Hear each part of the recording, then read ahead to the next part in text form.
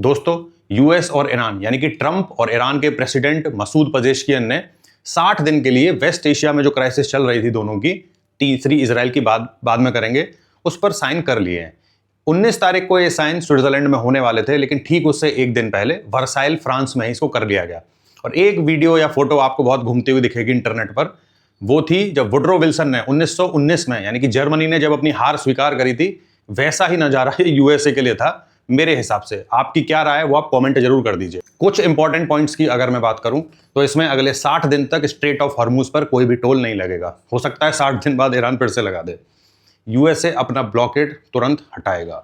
इसके अलावा जो एनरिच्ड यूरेनियम था वो ईरान कहीं बाहर नहीं भेज पाएगा, वो ईरान में ही रहेगा। और आईएईए आके उस पूरे एनरिच्ड यूरेनियम को, जैसे वेपन बन सकते हैं, उसको डाइल्यूट करेगा और उसका निस्तारण करेगा। और एनरिच्ड यूरेनियम पर जो डील करी है वो सेम डील ओबामा ने करी थी आज से लगभग 8 साल पहले, 9 साल पहले।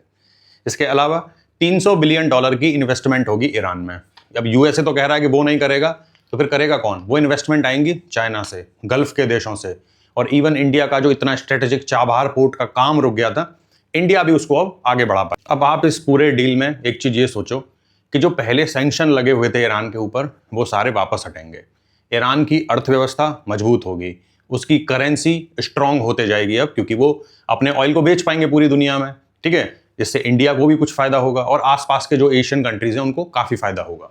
इन्फ्लेशन में कमी आएगी। लेकिन सबसे इंपॉर्टेंट बात यह है कि इस पूरे मेमोरेंडम ऑफ अंडरस्टैंडिंग पे जो साइन चल रहे हैं उसमें इसराइल कहाँ है? इसराइल तो है ही नहीं।